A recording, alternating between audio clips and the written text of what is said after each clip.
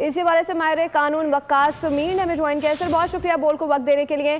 क्या देख रहे हैं, ज़ाहिर है आप माहिर कानून हैं तो आप इस चीज़ को बेहतर समझते हैं। अब क्या इसके बाद बानी PTI के पास कोई और ऑप्शन मौजूद है तोशाखाना 2 केस में आगे अपील करने का? जी देखिए, ये बहुत अहम नौइयत का मुकदमा था बिकॉज इसमें बानी PTI के बतौर अवामी नुमाइंदा और वज़ीर आज़म जो उनको तोहफ़ मौसूल हुए थे बतौर एक हुकूमती अहदेदार, उसमें ख़यानत का मामला था। पाकिस्तान का कानून बड़ा वाज़ेह है कि अगर आपको कोई तोहफ़ा मौसूल हो तो आपको उसकी तशख़ीस करा के उसकी मार्केट वैल्यू के तहत आप एक अमाउंट जमा कराएंगे अगर आपने वो ख़रीदनी है हुकूमत पाकिस्तान से। और यहाँ पे अमानत में ख़यानत करने का उनका इल्ज़ाम था, जिस पे मुफस्सिल फैसला आया है और बहुत ज़्यादा शफायत इकट्ठे की हैं म्यूचुअल लीगल के थ्रू। जो बल्गारी कंपनी थी उनसे भी रब्ता करके ये इंश्योर किया गया था कि जो ज्वेलरी सेट्स हैं उसकी सही वैल्यू अदालत को बताई जाए। तो इसके बाद अब इनको जो सज़ा हुई है इससे ये तो वाज़ेह होता है कि कोई भी जो ताकतवर शख्स है उससे सवाल जवाब होगा, जो कि होना चाहिए, जो कि बहुत अरसे से पाकिस्तान के अवाम का मुतालबा है और जिसका हमसे आइन और कानून में वादा किया गया है।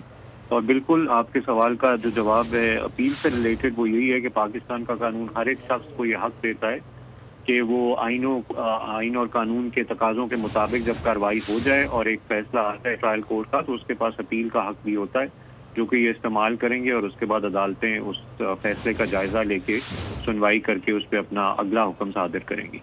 अच्छा वकास मीर साहब, अगर सही है तहरीक इंसाफ की जानिब से अपील की जाती है उसके बाद भी यही फैसला आता है, देन व्हाट? देखिए, अगर उनकी अपील नामंजूर हो जाती है तो फिर उसके बाद उनको वो सज़ा जो है सर्व करना पड़ेगा, जिस तरह पाकिस्तान के हर आम शहरी के साथ होता है।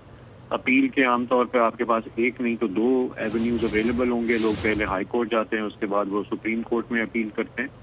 तो जब वो आपकी अपील पे सुनवाई हो जाती है और फैसला आ जाता है और अगर वो फैसला बरकरार रहे तो आपको सज़ा भुगतनी पड़ती है। और यही कानून होना चाहिए किसी ताकतवर के लिए और पाकिस्तान के आम शख्स के लिए जिस पे ये इल्ज़ाम लगे कि उसने अमानत में ख़यानत की।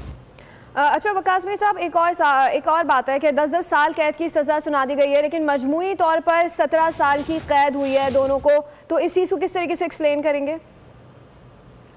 देखिए, ये कंकरेंटली चलेगी, यानी इकट्ठी चलेंगी। तो इस चीज़ का जो तयन है वो आप 10 साल की जो कैद उनको हुई है वो 10 साल सर्व करेंगे। और अगर इस फैसले में कोई रद्दो बदल होता है अपील में या अगर वो बरकरार भी रहता है तो जो टाइम उन्होंने ऑलरेडी सर्व कर दिया अदालत के पास है कि वो इख्तियार उसका जायज़ा ले ले अगर फैसले में कोई रद्दो बदल होता है तो। ठीक है, माहिर कानून वकास मीर हमारे साथ मौजूद है। अच्छा मजमूई तौर पर वकास साहब 17 साल 2 मरतबा है। जी, अब ये फैसला जो है ये मैंने ये चीज़ नहीं इस वक्त देखी कि उन्होंने वो कंकरेंटली की है सज़ा। वो आमतौर पे यही कानून होता है कि अगर आपको सज़ा होती है 1 या 2 काउंट्स पे तो वो कंकरेंटली रन करेगी, यानी इकट्ठी रन करेगी। तो अगर उनकी 17 साल की सज़ा है तो वो 17 साल सर्व करेंगे उसके ऊपर।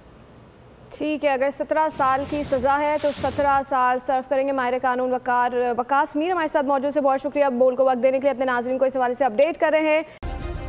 सब्सक्राइब करें और बेल दबाएं ताकि कोई खबर रह न जाए।